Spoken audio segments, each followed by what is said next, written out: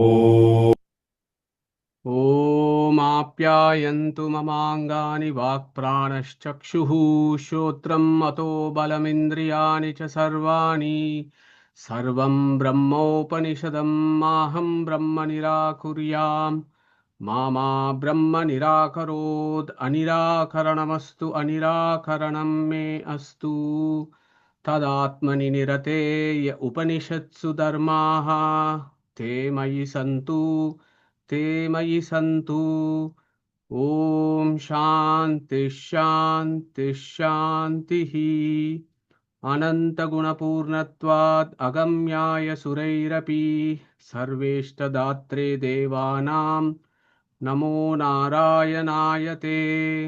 So good morning, good afternoon and good evening.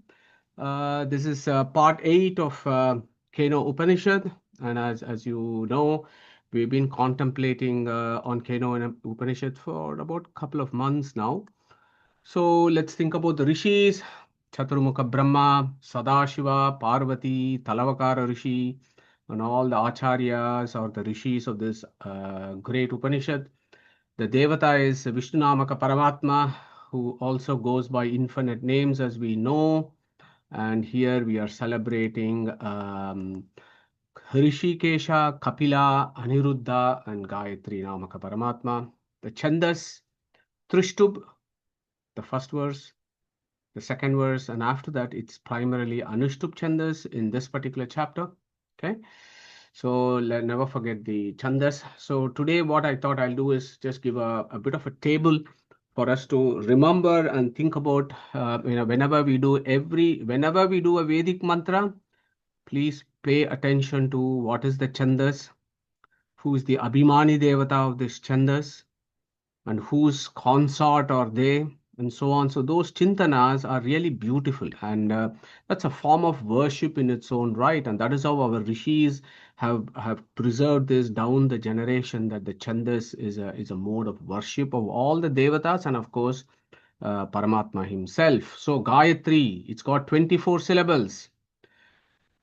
Deity is Swaha, who is the consort of Agni. Ushnik, 28 syllables. Sanya Devi, Surya's consort. Anushtup has got 32 syllables. Rohini, who is the consort of Chandra, is the Abhimani Devata of Anushtup. Okay, something to remember, because Anushtup is a very common chandas of the Vedas, and as you know, in Gita, much of the verses in Gita are in Anushtup chandas. So Rohini is one Abhimani Devata, but also primarily it is Saraswati. Saraswati is the Abhimani of Anushtup chandas as well, and that is the reason why most of the Vedic verses are in Anushtup, and we worship Saraswati because she can give us the knowledge of the Vedas. Brihati, 36 syllables. Tara, who is the consort of Brihaspati, is the Abhimani of Brihati, 36. Important, very important chandas.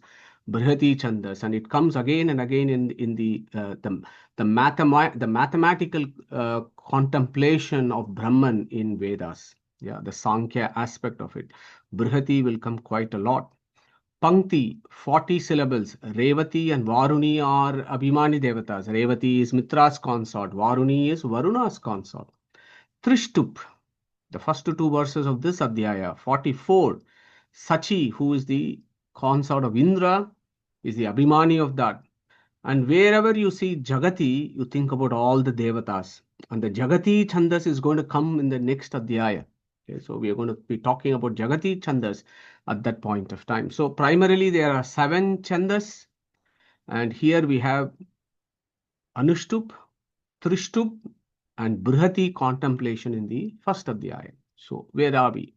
Om Keneshitam Patati Preshitam Manaha Kena Pranaha Pratamaha Preiti Yuktaha Keneshitam Vacham Imam Vadanti Chakshushrotram Kavudevo Yunakti was the question from Sadashiva when he went to Vaijayanta mountain of Meru Parvata, where Chaturmukha Brahma was in silent contemplation of Narayana. Sadashiva approaches him in the Vaijayanta Parvata and asks him this question. Chaturmukha immediately replied as what? Shrotrasya Shrotram Manasa Mano Yad Vachaha Vacham Savupranasya Pranaha. Chakshushachakshuhu atimuchya dhiraha pretya asmat lokad amruta bhavanti. That's what Chaturmukha said in the Trishtup Chandas. And then for the rest of the mantras, he actually carries on teaching Sadashiva about this Paratattva.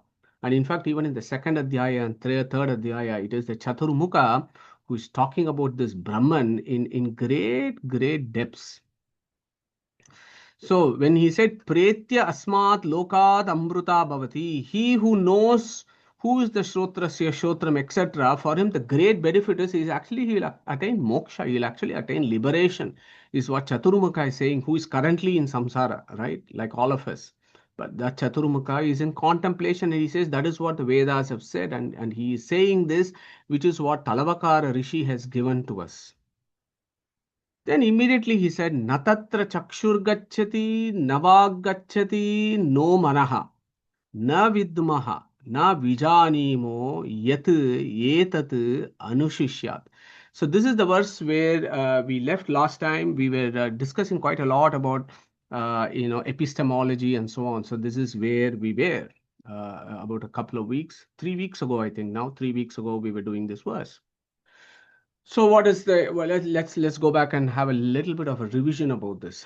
So natatra chakshur gacchati navag gacchati no manaha. So in the third verse, Chaturmukha took three aspects that is there on our face. Okay, what are those things? Na chakshuhu, materialize. Okay, vak, speech.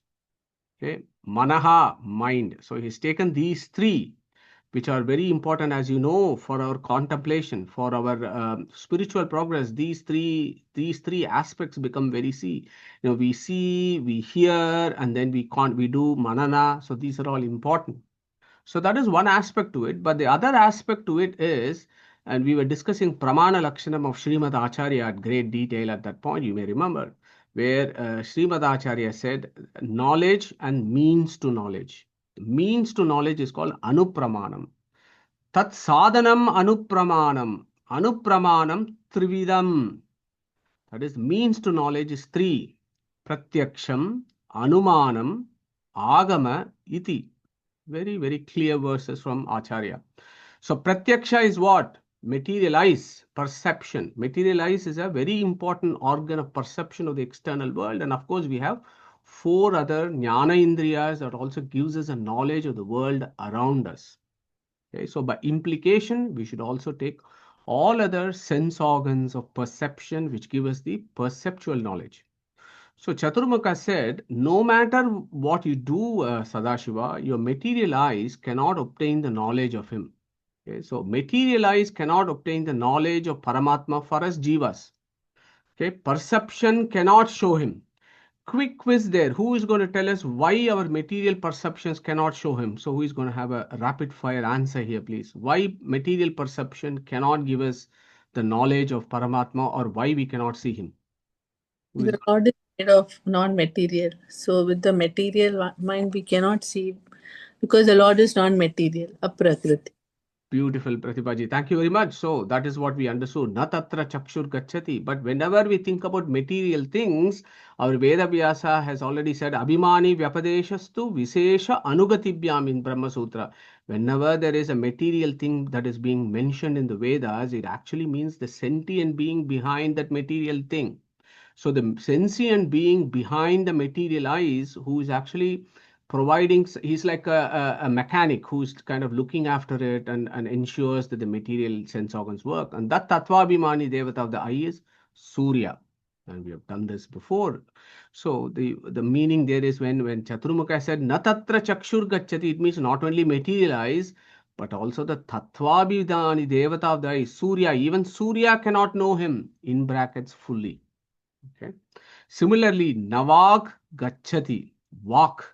Speech cannot obtain the knowledge of Paramatma. Okay, this is a very important statement. It's a puzzling statement. And if you can recall, last time we looked about the limitations of speech and what is the purpose of the Vedas. Vedas is speech, right? It's a bunch of words. And when somebody recites this, it becomes speech, and the speech we hear. So here our Chaturmukha says, through speech we cannot obtain the knowledge of God. Okay. Why? Because something that we need to think about. Speech has its limitations. What those limitations of speech? Anybody wants to tell us very briefly what is the limitations of speech that actually makes it very difficult for us to grasp this Brahman through speech? Anybody wants to take that one? Limitations of speech.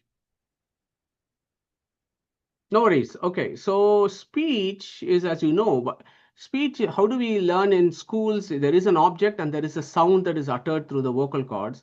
And that sound and the object that the teacher shows, we link those two. So we say, this is a giraffe, this is an elephant. Okay, like that, different objects of the universe. You show the object and you utter a sound and you link the object and the sound, and that is how you develop language. So next time around, when you read in a book a story, for example, where a giraffe or an elephant word comes, then you're able to associate, oh, this object giraffe, this object elephant, and so on. That is how we read. But God, Paramatma, for example, we have not seen Paramatma. So we have not seen. Nobody has actually shown us this is Paramatma and said Krishna and showed the real Krishna there and said Krishna. Then we will know this, right? Like how language is. But that is not how the situation is because none of us have seen Paramatma right now. That is a big limitation of speech that we need to think about. But what is the purpose of Vedas in that equation? The purpose of the Vedas there is these are all the documentations of great seers or rishis who have seen Paramatma, and it has been documented in our scriptures. So if we have that Shraddhavan Labate Jnanam, as Krishna said, if we had that faith to start with, we read the scriptures, then there is a process that is discussed in the scriptures where we acquire the Paroksha Jnana through speech, that is through the Vedas. And then the Paroksha Jnana eventually becomes Aparoksha Jnana, which is the individual experience of Paramatma. Okay, that is what we are at. We are after, isn't it, in samsara, that we want to reach that Aparoksha Jnana state. Then, of course, once you reach the Aparoksha Jnana, the moksha is a given. It will happen at some point. That is promised in the Brahma Sutra. So, if you have Aparoksha Jnana, we will get it. Okay, so that is the limitation of speech, which we should never ever forget and think about this all the time. Okay. So now here is the two important things that I just want to remind. Whenever we say speech, we think about the Abhimani Devatas, right? Abhimani Devatas of speech. We need to make a distinction here, which is very important. So Agni and Parvati are two important deities for speech. Okay. What is the role of Agni and what is the role of Parvati? Who is going to tell us? Is there a difference in their roles around speech? Anybody wants to contribute there? So we got a lot of revision questions today. Who's going to tell us what is the difference in the portfolio of Agni and Parvati? Okay, no worries. Keep thinking about this problem. So the difference is Agni is the Abhimani of the organ of speech. So we all have organs, right? Vocal cord, mouth.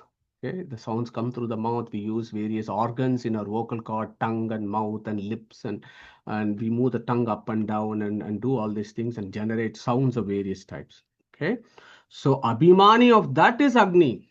Okay, but the portfolio of Parvati is, the sound that comes out, that speech that comes out from the organs of speech, that speech Abhimani is Parvati. Okay, so that is the subtle difference, but a very important difference between the Tattvabhimani Devatas and their roles. And this is the beauty of Vedic philosophy to kind of dissect this out, because you will soon understand why Parvati is very important in the second Adhyaya. So Agni is the Abhimani of the organ of speech, whereas Parvati is the Abhimani of the speech that comes out of the organs of speech. Okay? So again here Chaturmukha says, even Agni and Parvati cannot know him fully. Okay? What to say about you, Chaturmukha, Rudra? You are the Abhimani of the mind. So even you and your mates like Garuda and Sesha cannot reach him or know him fully, let alone the material mind or inference. So one is a material mind, we cannot obtain the knowledge of him. But mana also means manana. Manana is we think and make vyapti, isn't it, of various things. The logic and reasoning is primarily the activity of the mind. Okay. So there it means inference or logic. So inference of logic cannot give the knowledge of God. Who wants to take this one? Anybody wants to share us why inference or logic cannot give us the knowledge of God in the current situation that we are in? Because we do get this kind of endless discussions with the so-called intellectuals or atheists who always tell us, "Oh, prove the existence of God through reasoning and logic." Okay, so how are we going to tackle this if some so-called an intellectual fool approaches us and says, how can you prove the existence of God through reasoning? How are we going to answer that? Anybody wants to share their ideas, thoughts? Madhuji, the logistics is just a reflection of intellect. So you only try to prove and argue about what you already know. So, but something like God, about whom you do not know, cannot be conceived or perceived with the use of logistics. We can only do what our intellect says. Thank you very much, Anandji. Anybody else wants to add on to what Anand was talking about? Madhu, I could try in the sense, Yeah. experience. I mean, the proof of God is experiential, whereas logic is a reflection of intellect. In the sense, you could prove that there is God, you could disprove that there is God using logic. It depends on the person who is making the arguments. I mean, it reflects the intellectual capacity of an individual rather than experiential. It does not give any shape, form, or shape for the experience that one undergoes. So, because God's vision is experiential, logic is not the means to perhaps understand and grasp the concept of God. Thank you very much, Suresh and Anandji. Excellent point. So always remember Upajivya, Upajivaka, Pramanya, Prabalya. Remember that we did some time ago. So what is Upajivya? So when it comes to material plane, perception is a very important source of knowledge. Yeah. And whatever we are seeing at this point is the material knowledge. So how can we, even our logic that we use in our mundane lives is material logic. So how can we employ material logic, which is based on prior material perceptions? So all logic that we use is based on prior material perceptions. How can we kind of do this logic around something that is non-material that Pratibha ji was just few minutes ago mentioning? So that's one point. The other one, as you said, is the exercise of the intellect, which is also material, and that intellect also operates only with all the things that receives from the outside world. So yeah, excellent. Thank you very much. So logic, you cannot. Which one? What is that famous verse of Katha Upanishad that actually captures this? Anybody wants to remind us of that Katha Upanishad verse that talks about that through logic you cannot identify or prove the existence or the non-existence of God. Sureshji. So Naisha Tarkena Matihi Apaneya Prokta Sugnaneya Preshta. Okay, so that remember that verse. Naisha Tarkena Matihi Apaneya. Okay, and of course, Western philosophers, we also said God cannot be known by pure reasoning. Yeah, so there is that famous Western philosopher said that God cannot be known by pure reasoning. He said in the 16th century, but of course, our Katha Upanishad, it has been documented eons ago. Okay, so this is the kind of a summary of what the first line of this was. Natatra chakshur gacchati, navag gacchati, no manaha. Then he put this one, isn't it? Na vidmaha, na vijanimo, yat etat anushishyat. Yat, this material world, etat, that one which is close to you, anushishyat, how he regulates. How this Paramatma, who cannot be known through eyes, who cannot be known through speech, who cannot be known through mind, how he regulates this universe, i.e., how he creates, destroys, maintains, regulates, and all the other four things that he does, Bandha, Moksha, Jnana, Ajnana, how does he do this? We don't know. Na vidmaha, na vijanimo is what? Who is telling this? Chaturmukha Brahma here in this. So let me get a pointer out here. Yeah. So Chaturmukha Brahma, who is teaching, who is giving these instructions to Sadashiva, Rudra, is telling na vidmaha, na vijanimo as to how he regulates all this. Okay, so last week and the week before, we've been doing Jnana Vijnana Yoga of Gita, right? Chapter 7. We have been doing Jnana Vijnana Yoga. Jnana is general knowledge. Vidma. Vijnana is special knowledge. Of course, Krishna there has said, as mundane souls, we can have a glimpse of what his special knowledge is. Okay, but can we actually know about him fully? Chaturmukha himself has said, no, na vidmaha. Even general knowledge, I don't have a full view of what the general aspects of this Paramatma is, let alone the special aspects of Paramatma, says Chaturmukha Brahma in this verse. So this is really, really interesting. So there are folks who think they themselves are Brahman. Yeah, they themselves know everything about Brahman, or some people who are deluded and are telling us that. But here is Chaturmukha Brahma. He is saying, I don't know who this Paratattva is. I don't know him full. Is Chaturmukha himself telling that? And at that time, you may recall that we did a lot of study, a lot of contemplation of pramana lakshana of knowledge. So there is knowledge as two aspects, isn't it? We looked at the epistemological aspect. Knowledge means what? One is knowledge as such, and the other one is the means to knowledge. So the previous word, the previous line, natatra chakshur gacchati, navag gacchati, no manaha, we looked at the means of knowledge, three means to knowledge. But the second line is talking about knowledge itself here. You know, that concept of knowledge, awareness, or having awareness of something that is either inherent to us or outside of us. Okay? Being aware of that, being conscious of that is knowledge, right? And our Acharya has done this spectacular work for our direction called Pramana Lakshana, where we can understand what is that clarity of knowledge, the clarity of knowledge of Brahman, the clarity of knowledge of Sri Tattva, what is the clarity of knowledge of Chaturmukha, Vayu, Saraswati, Bharati, then Rudra, and from Rudra, all the other Tattvabhimani Devatas, then Atatvabhimani Devatas, then Karmabhimani Devatas, etc., etc., coming down all the way to you and me in the satsang. What is our clarity of knowledge? Even of mundane things, even as we did last time, you remember we had that ice cream analogy, even that mundane knowledge of things, we don't have that much clarity. Even a science is still doing that, isn't it? The whole purpose of science is to increase that clarity of knowledge of how the material universe operates. That is all it is that is going on at this point, is to increase our clarity. Okay, it is never fully clear. It is there only increasing clarity of what is happening. So we are never perfect in material knowledge. When we are never perfect and do not have the clarity of material knowledge, what to say about non-material knowledge stuff? So these are all the things that Acharya wants us to think about. So we remembered at that time, the only person who knows fully about himself and about everything in existence in infinite clarity is Vishnu himself.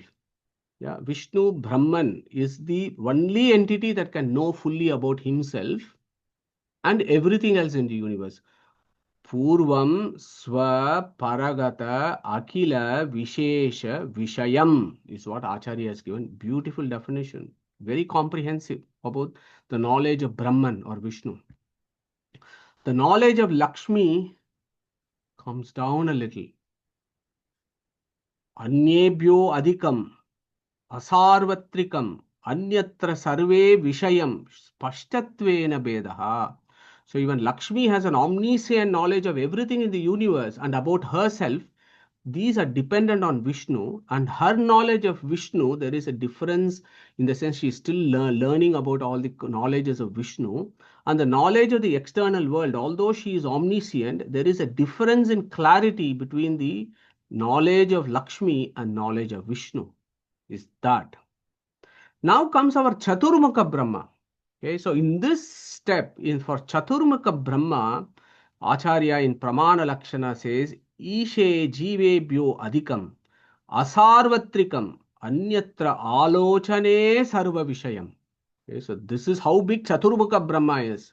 He is omniscient of his creation. After all, Chaturmukha is only create stuff, right? On the direction of Vishnu and with the help of Lakshmi, Chaturmukha Brahma creates the universe. Yeah. So he must have a lot of knowledge about how to mix things and make stuff. He must have a huge knowledge of the standard operating procedures and assay protocols to do all these experiments and create the universe. So he must have that knowledge.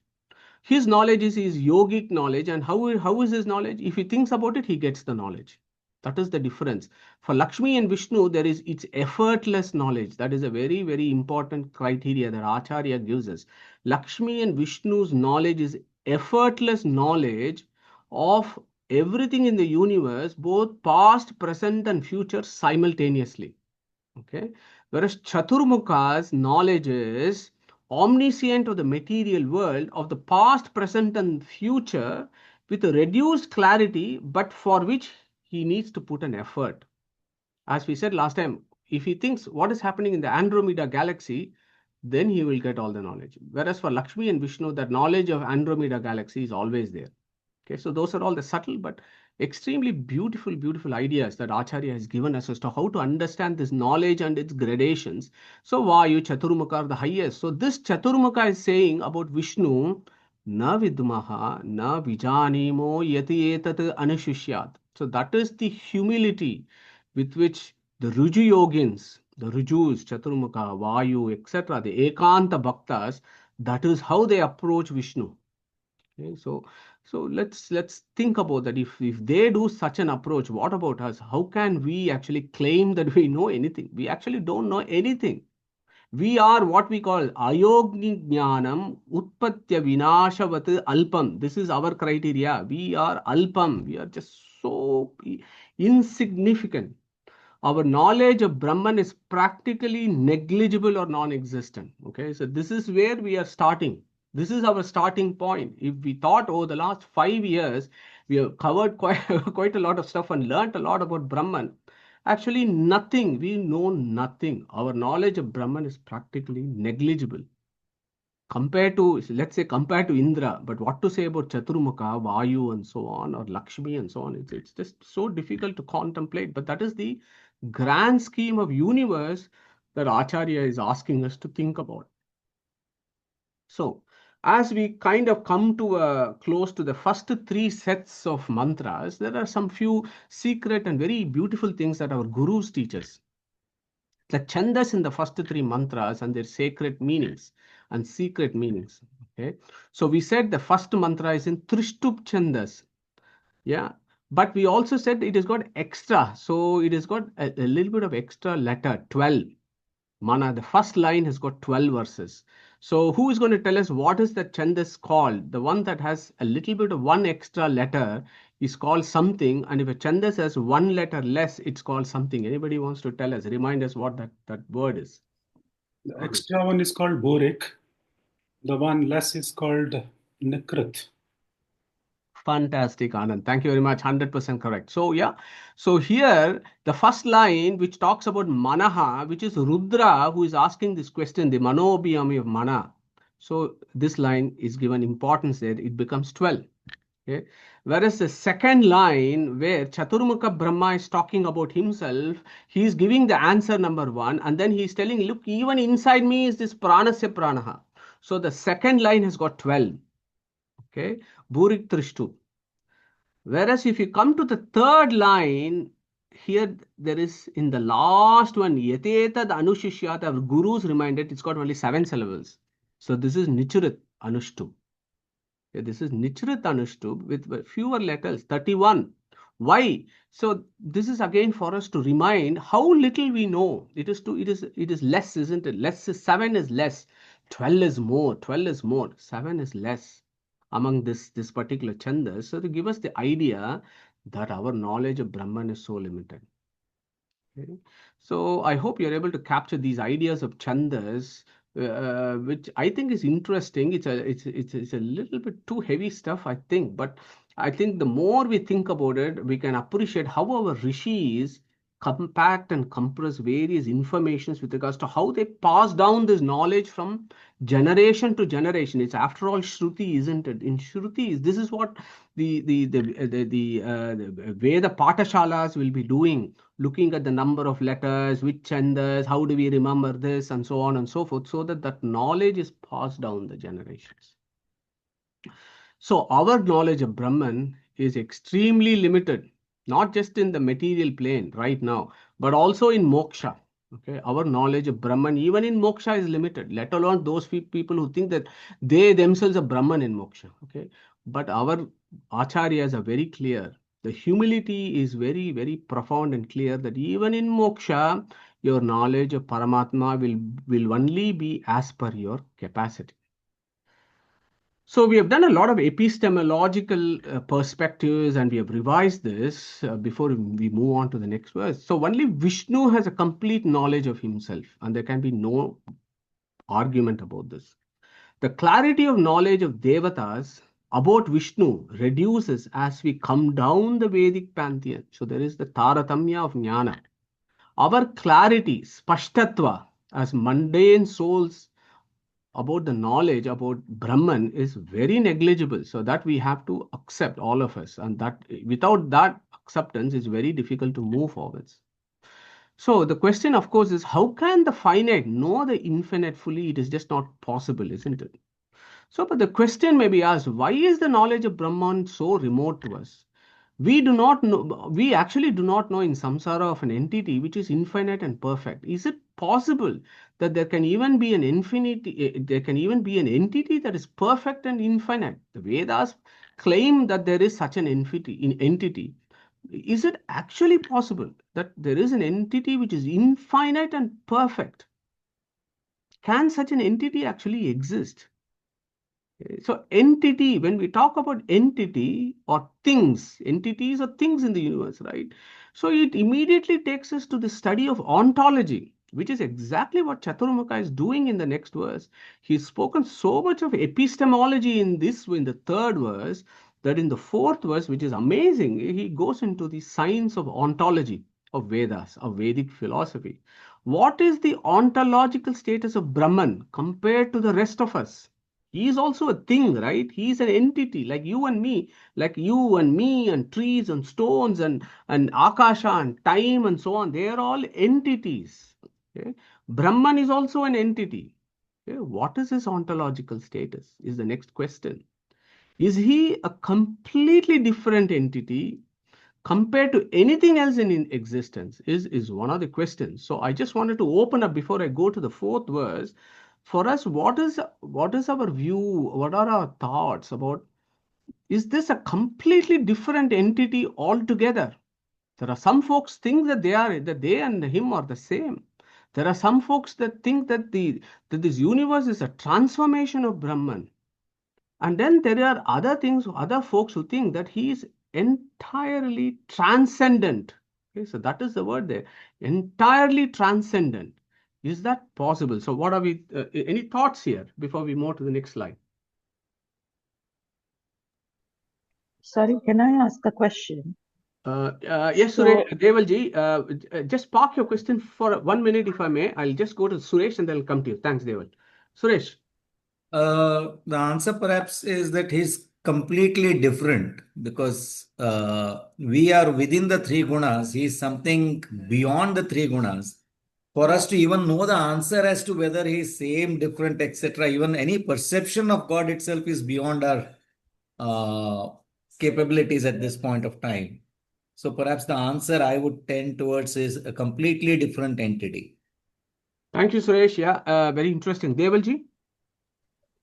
So, if we considered the moksha jiva without any material things, that is the difference, isn't it? Is that a same entity as Brahman or not? If that is the question, is it a question of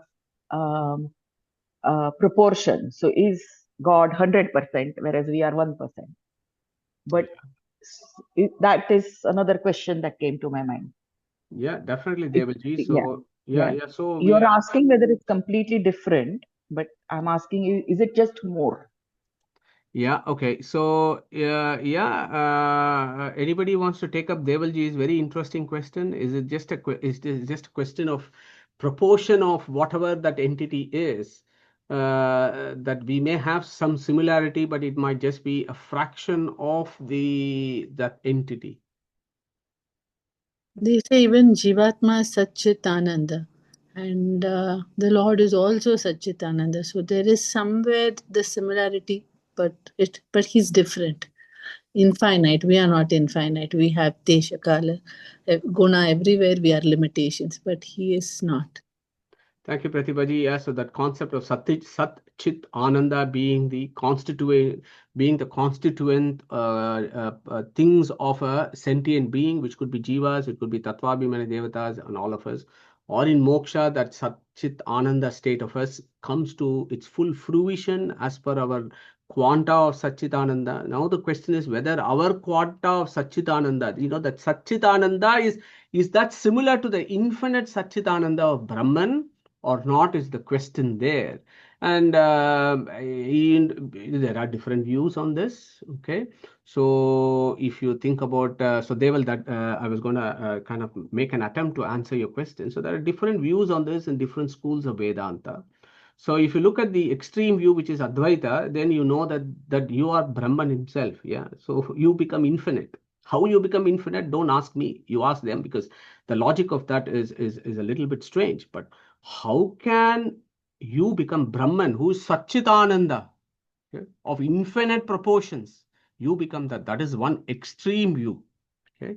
Then you have the other extreme view of Tattvavada, where you say, look, you have a Satchitananda, it is atomic, you are atomic, he is infinite. You have a quanta of Satchitananda, he is infinite. But there is also a difference with regards to what your Satchitananda actually means and what Brahman Satchitananda actually is. We will never know that. What his Satchitananda? So here is a question: how does Vishnu and Lakshmi talk to each other? They don't have vocal cords, right? They somehow communicate. How do they do that? In moksha, how do the jivas communicate with each other? They don't have material vocal cords and so on. If the Vedas say they are still reciting the Vedas, how do they do that?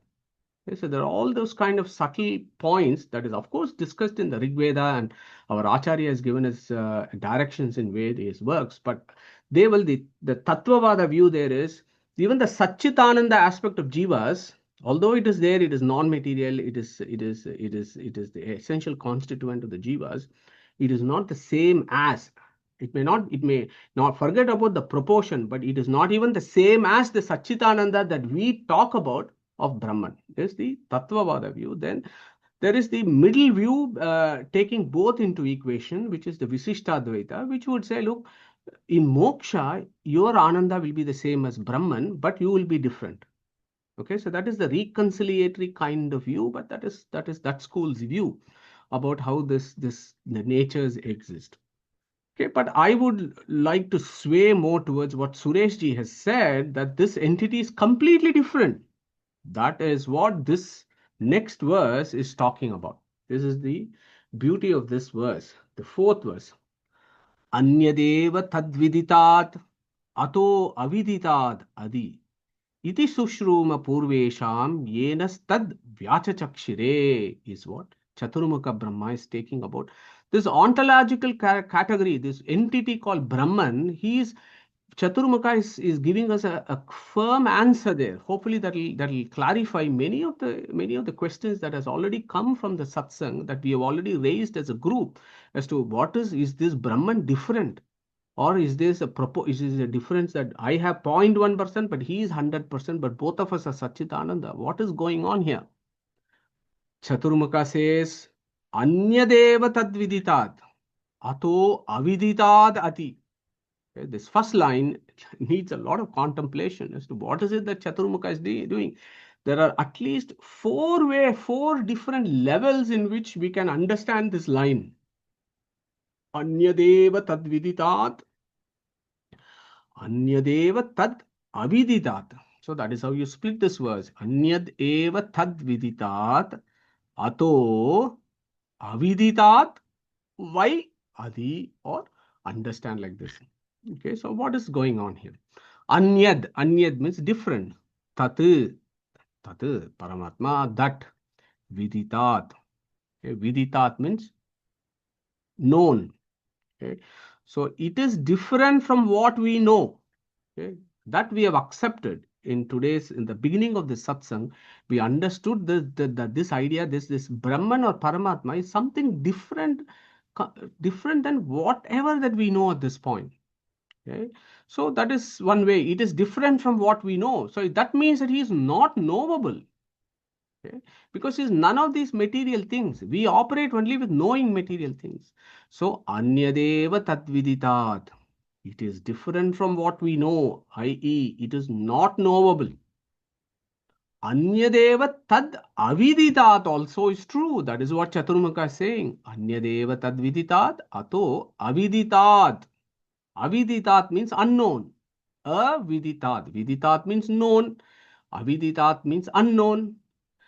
It is different from the unknown also. Okay, so that is the beauty of this verse. This whole first few mantras are constructed in such a way that it is a play with words, but lots of philosophy in it.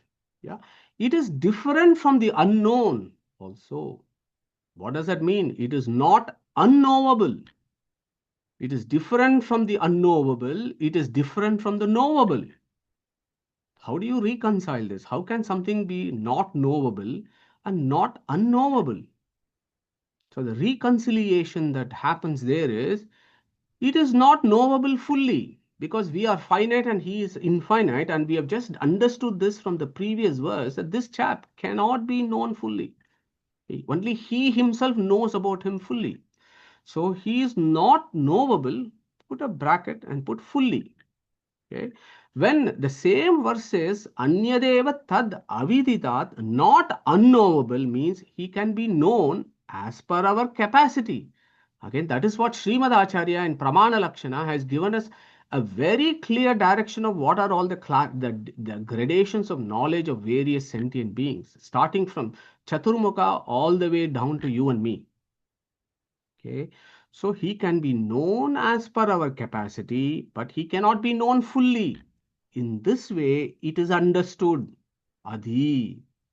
Okay, so this is a very superficial, it's a very, the first level of understanding of this verse is, first we understand that he cannot be known fully, but we can know him to some extent as per our capacity, not here, but in Aparoksha Jnana and then in Moksha.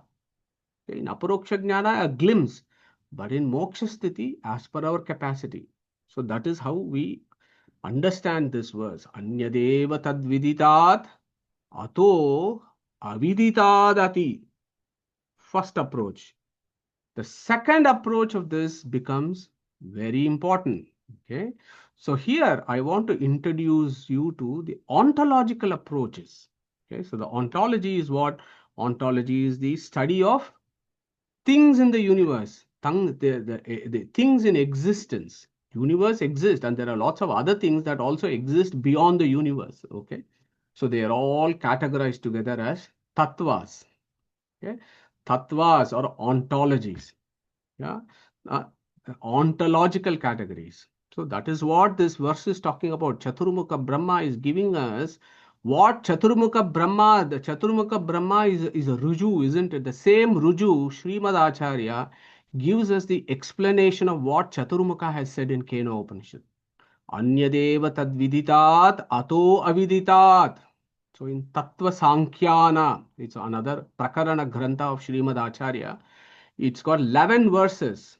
Okay, and 11 of the deepest of deepest of study of ontological sciences that you will ever find. Okay, forget about, I mean, Western philosophy may be talking about ontology, but the way Srimad Acharya summarized in Tattva Sankhyanā is a comprehensive understanding of all things in all of existence. Okay, so that is Tattva Sankhyanā, and I just wanted to introduce this whole Tattva Sankhyanā aspect of Srimad Acharya's work to look at this verse given by Chaturmukha Brahma, and the same Ruju, Srimad Acharya gives us the explanation of that so that we can understand this beautifully over the next 20 minutes or so. So in Tattva Sankhyanā, we do this very often. Swatantram aswatantram cha dvividam tattvam ishyate. Swatantro Bhagavan Vishnu abhavo dvitiretarat. Bhavo abhavo dvitiretarat. Prag pradvamsa sadatvena trivido abhava ishyate. Chetana acetanatve bhavo api dvivido mataha. Dukkha sprishtam dukkha asprishtam iti dvaiva chetanam. Nitya dukkha rama anyetu sprishta dukkha samastashaha. So, etc. So go through this, but we don't have time to go through this beautiful 11 verses, but I wanted to introduce this Tattva Sankhyanā. which is so important. So let me give you a summary of what is this Tattva Sankhya actually telling us. The whole of entities, all entities or ontological categories are briefly divided into two: Swatantra, Aswatantra, independent, dependent. Vishnu alone is Swatantra. Okay, Swatantro Bhagavan Vishnu. Okay? Then there are the dependents. Among the dependents, there are two categories: the existent and the non-existent. Beautiful philosophy. The existent and non-existent. Even non-existence is a category, is an entity. It's a positive thing. Okay, think about this. It's pretty complicated. Bhava, the positive entities are of two types: Chetana, Achetana. Chetanas are the sentient beings. Achetanas are the jadas, the material things. They all come in real, they all come in entities. Positive, the things that we can see, existence. They are all existent. Chetanas, two types. Dukkha Asprashta is Shri Tattva. She has never had any contact with the material world. She has never been in samsara. She is all pervasive, always with Vishnu. She is called Dukkha Asprashta Lakshmi. All others are dukkha sprashtas. Okay, at some point they have been in samsara. All other sentient beings, at some point in their journey, they have been dukkha sprashtas. They have had attachment with material world. It is the material world that gives dukkha. Okay, dukkha sprashta means samsara. And they are classified into two: vimuktas, those that are currently in moksha, devas, rishus, pitrus, pas, and naras, jivas, jivottamas. Possibly some of us in this equation.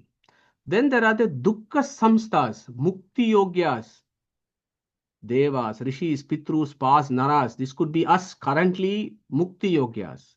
Then there are the mukti ayogyas with nitya samsarins and all the duryodhanas and etc. They're called tamo yogins. Okay. So the reason why this becomes so beautiful to reconcile with these verses, as I said, Chaturmukha has given this, Srivadacharya has given this. They are both talking about the same thing. And here is a very important classification that will come again and again, as you know, in the Vedas as well as in Gitas. Dukkha samstas, the mukti yogyas, the mukti ayogyas, then the achetanas, they are all categorized as ksharas in chapter 15. Whereas aksharas, there are three types of aksharas we should never forget. One is the kutasto akshara of chapter 15, which is Shri Tattva. Then there is the muktis, the muktas, the jivas who are in liberation, they are also called aksharas. Whereas Lakshmi is called kutasto akshara. And then there is the swatantra akshara who is called Vishnu. Okay. So the akshara, and then the viditat and aviditat comes in this category. So think about this ontological. Come back to this verse and read through this, and also check out the Tattva Sankhya, which gives you the entire classification, because ontology is relevant only if the entities actually really exist. Okay, if there is something is mithya, as some philosophers think this world to be, they cannot have an ontology in the philosophy. Every philosophy has two aspects: epistemology and ontology. Okay, then it is considered as a philosophical treatise. And ontology is study of real things. Okay, so if you even want to entertain ontology in Vedic philosophy, you have to first accept that the entities actually exist. If they don't exist, you don't bother. Yeah, there's no point in talking about it. So again, this becomes important because that is what Chaturmukha is saying. Anyadeva tadviditat ato aviditat. Second level of discussion. So we had to do the Tattva Sankhya to get our bearings as to how to understand this verse.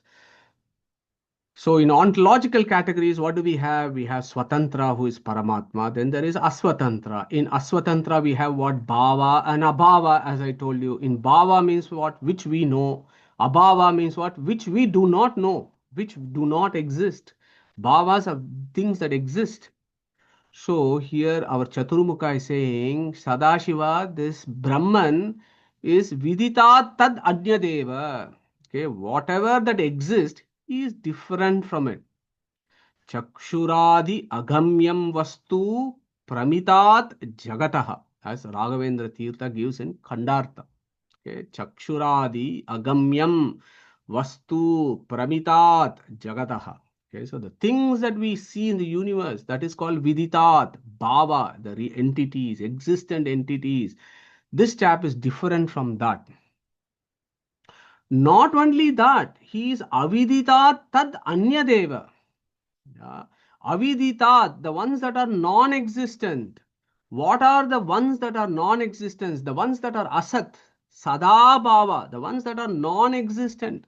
What are the things that are non-existent? Shashi Vishana. Shashi Vishana, these are all famous, repeatedly coming in Vedic philosophy. Shashi means what? Rabbit. Vishana means horn. Horn of a rabbit. Rabbits don't. Hair is horn.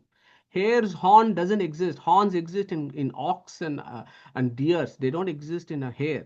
So hare's horn is non-existent. Sashi Vishana, Kurma Roma. Tortoise does not have hair. Okay. But Kurma Roma, is there a Kurma with Roma? Non-existent. Gagana Kusma, sky flower. Skies, you don't see flowers in sky. You see flowers on the land. Okay. So these can be objects of knowledge, but not objects of valid cognition. So our Chaturmukha says this guy is even different from the non-existent. Avidita tad anyadeva prag pradvamsa sadatvena trivido abhava ishyate, as Acharya puts in Tattva Sankhya. Sadatvena, sada abhava. Very, very interesting as to how Chaturmukha is building this understanding. What we are trying to do here is to understand who this Paramatma is, who this Lord or Father or Purusha or whatever you want to call it. Who is this fellow? Okay. Chaturmukha says he is different from Bhava, he is different from Abhava, he is different from existing things in the universe. He is also different from things that don't exist at all. Not only that, this aviditad opens up in another level. Anyadeva tad viditad ato aviditad adi. Let's move on to this ontological classification that Srimad Acharya has given. So what did we do? Swatantra, Aswatantra, Bhava, Abhava. And in Bhava, existent, we had two, isn't it? Chetana and Achetana. Chetana, what did we have? We had Dukkha Asprashta. This Dukkha Asprashta is called Lakshmi. This Lakshmi is called Avyakta. Okay. This Avyakta in 12th chapter of Gita, it's going to come. Avyakta Upasane. Neetaji was talking about this last week, about Mula Prakriti and her Upasane. Avyakta Upasana. Avyakta means Sri Tattva.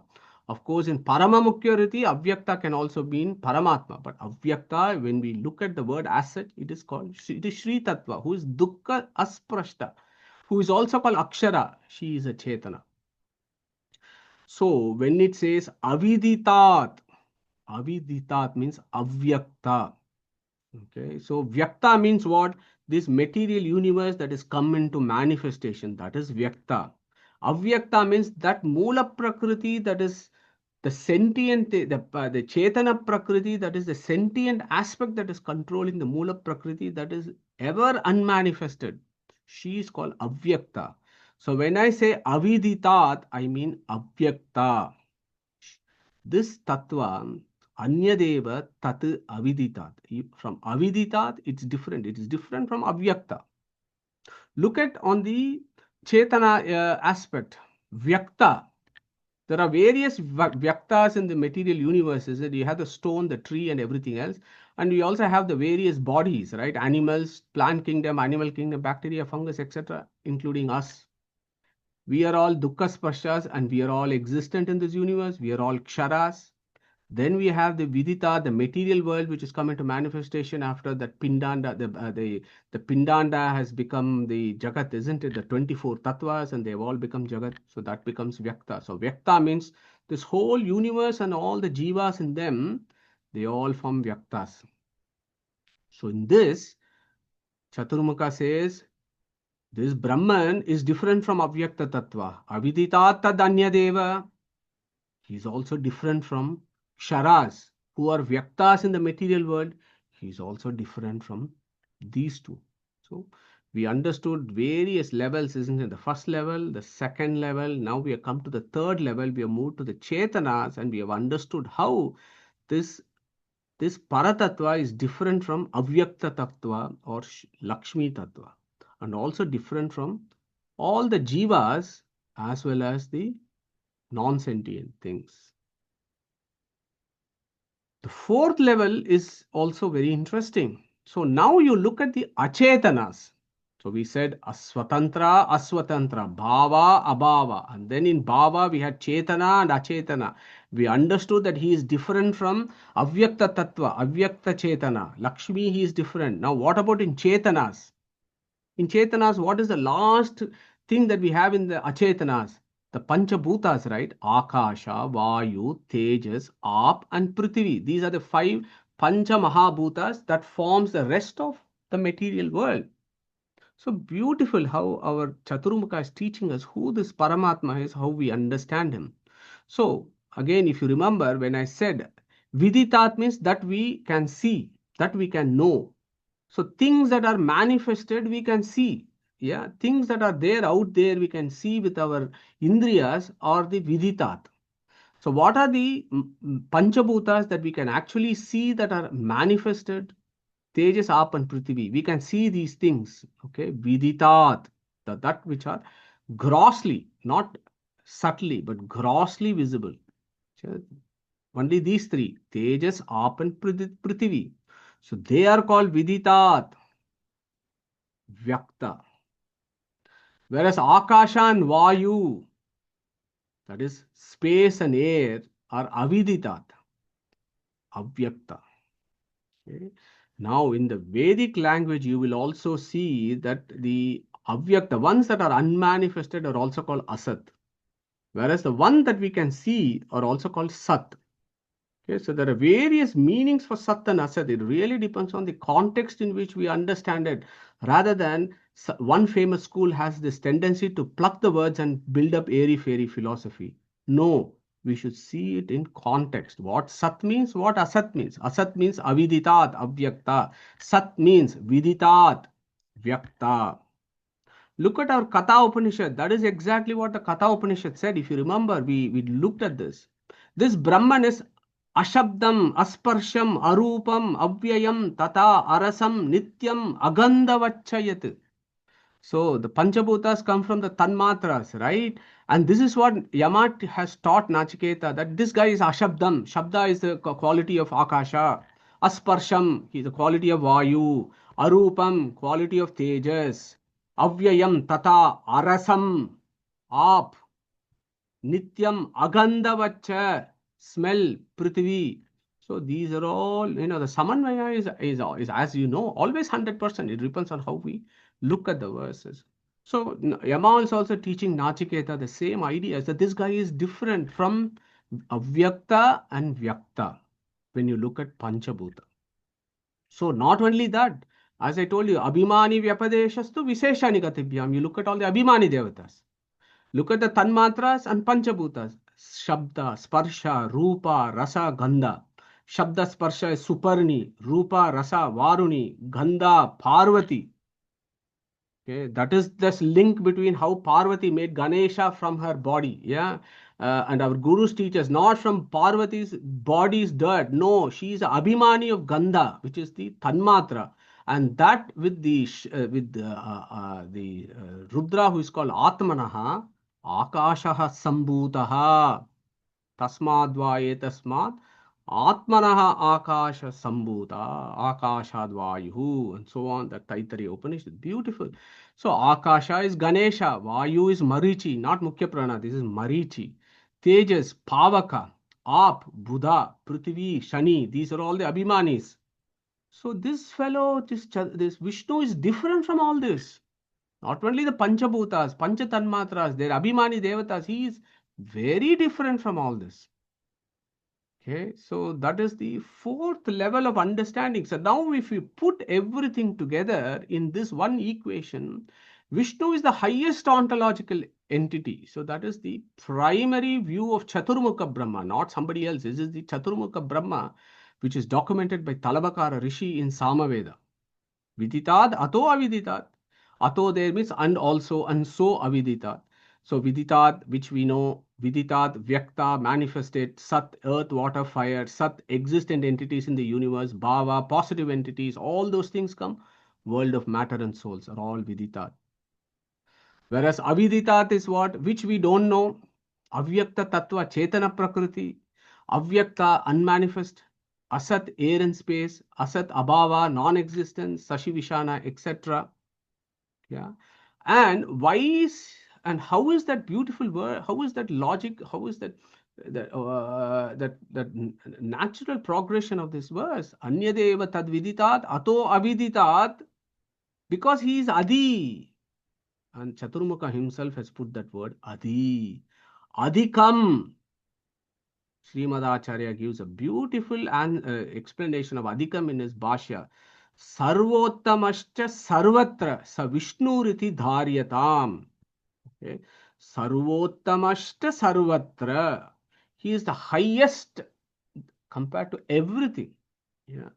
So, from the Chaturmukha's view of how this is happening and how Srimadacharya has told us, what we can infer from this is this Brahman or Vishnu is a completely transcendental entity. It is completely, it transcends everything that we ever know or will come to know. He is different from all this. He is immanent in the universe, but he is transcendent. He is nothing that the universe is. Okay? So the Brahman is an entirely different ontological category completely. Okay? So that is the idea. Think about these possibilities. So here is a quick quiz, and that is how we are going to finish today's class.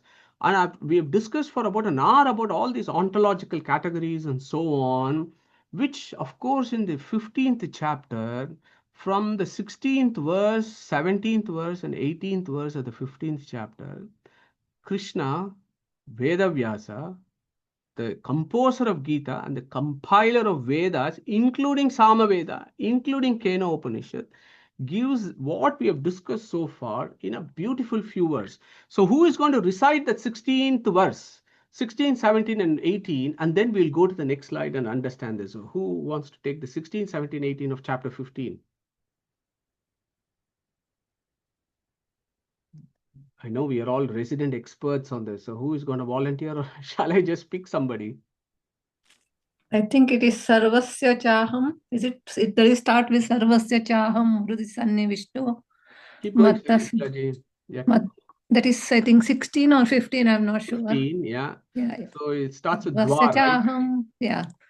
So it starts with द्वाविमौ पुरुषौ लोके क्षरश्चाक्षर एव च क्षरः सर्वाणि भूतानि कूटस्थोऽक्षर उच्यते उत्तमः पुरुषस्त्वन्यः परमात्मेतु दाहृतः युये लोकत्रयमाविश्य बिभर्त्यव्यय ईश्वरः यस्माक्षरमतीतोऽहम् अक्षरादपि चोत्तमः अथोऽस्मि लोके वेते च प्रतितः पुरुषोत्तमः.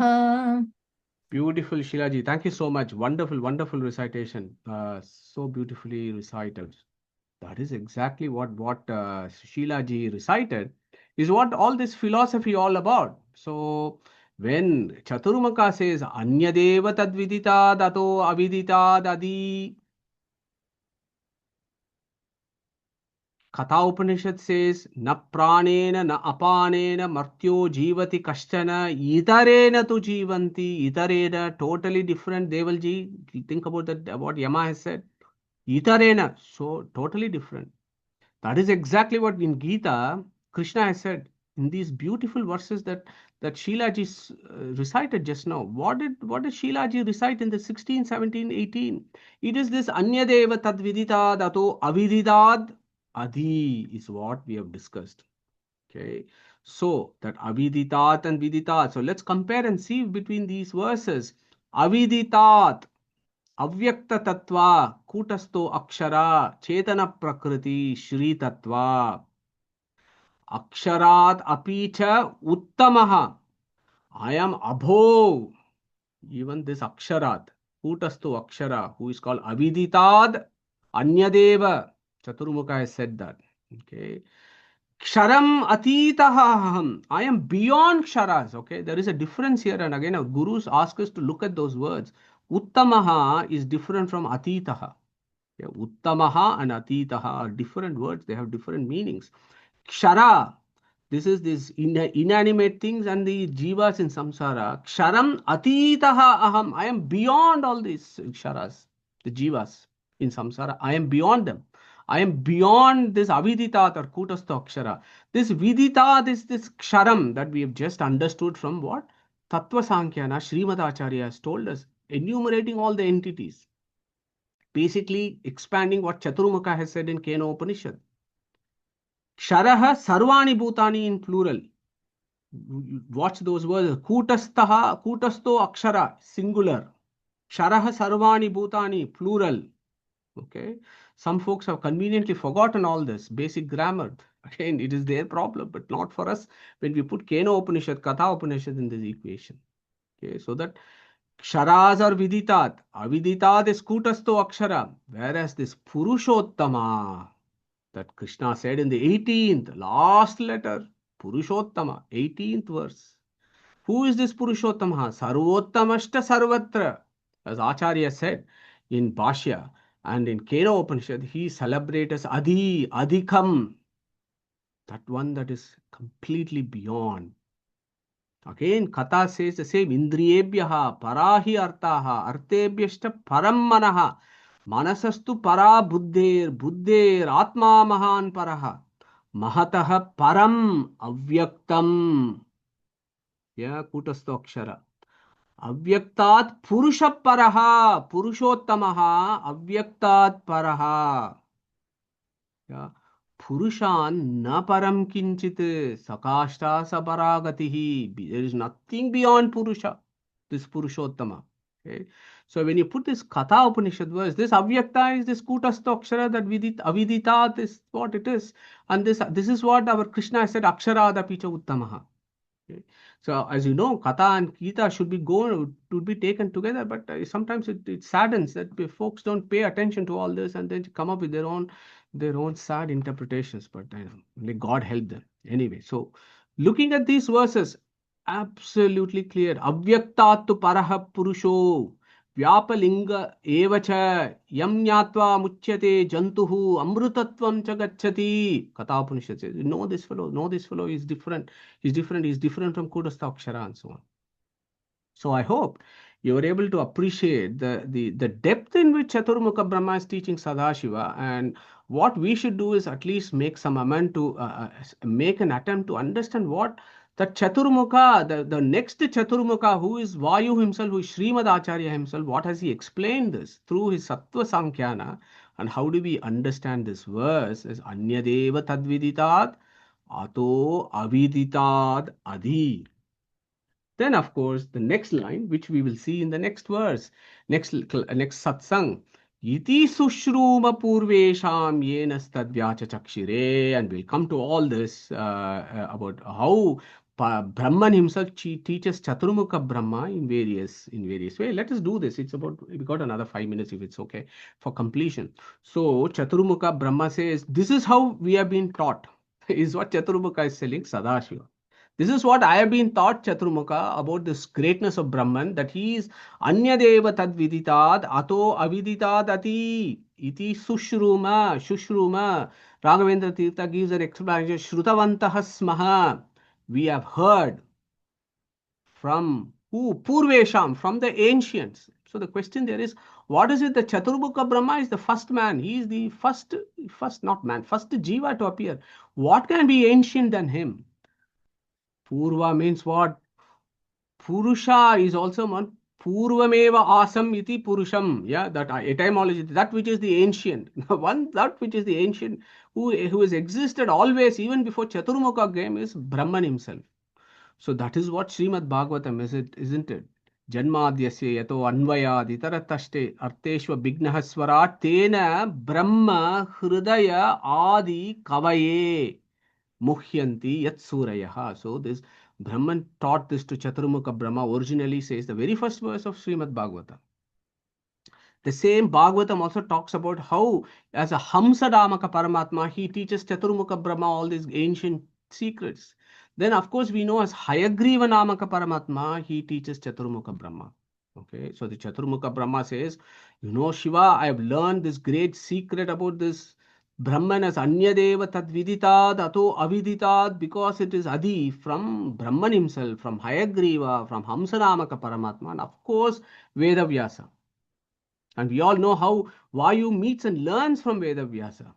And we are told in the Rig Veda that liberated Chaturmukha Brahmas are still learning sutras in moksha from Veda Vyasa, and they're still reciting all this. Okay, so these Chaturmukha Brahmas in samsara as well as in liberation are still learning stuff from this Brahman. Okay, that is what Chaturmukha has said.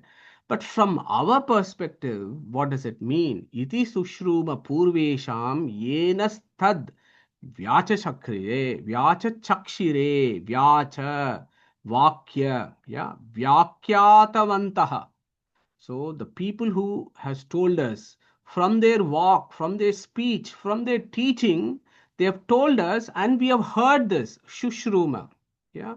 So we have heard this from the ancients who have taught us. So who are those people who have taught us? Jaimini, of course.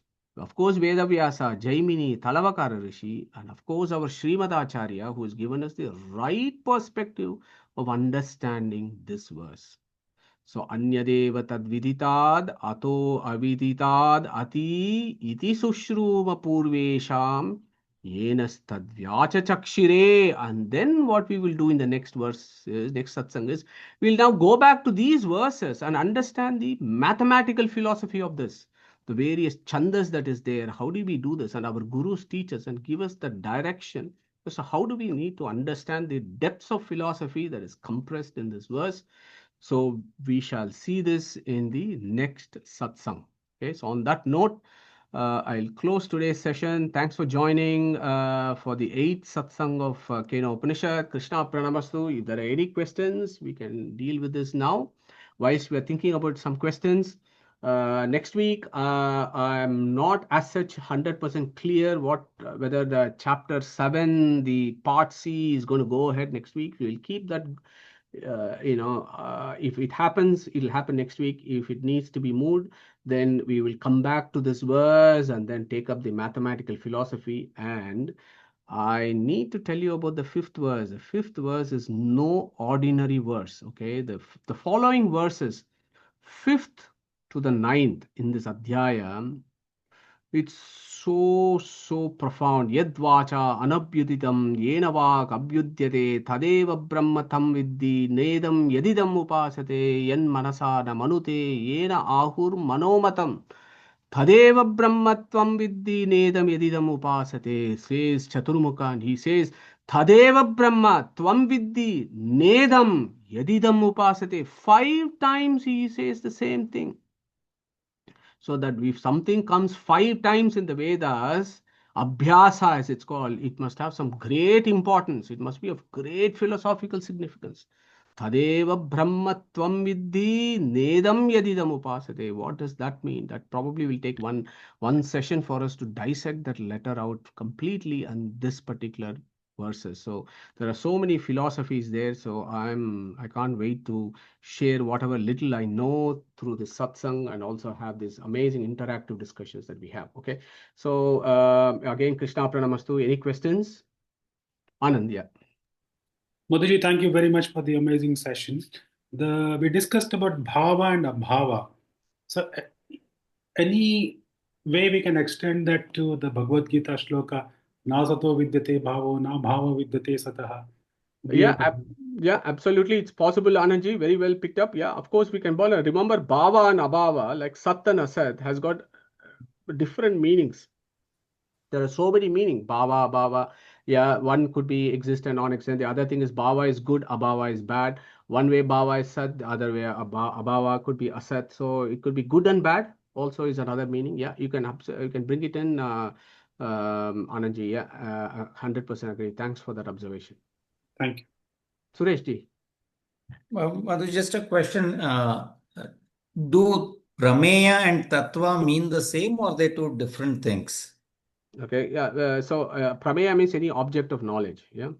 Any object of knowledge is prameya. So tattvas in that sense could be objects of knowledge, but they are out there, they're existing tattvas.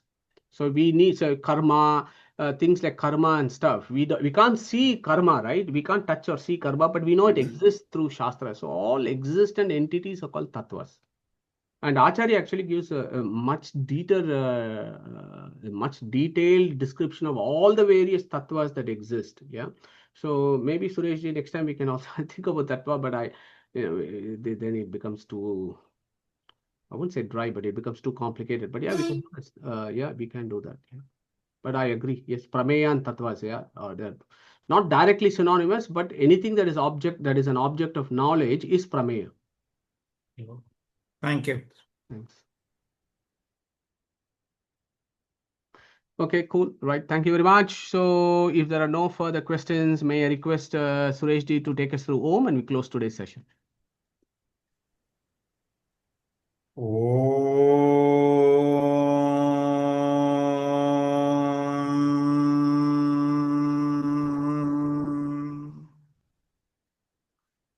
Thank you, Sureshji, and thank you everyone for joining us. So see you next week. Hare Krishna. Hare Krishna.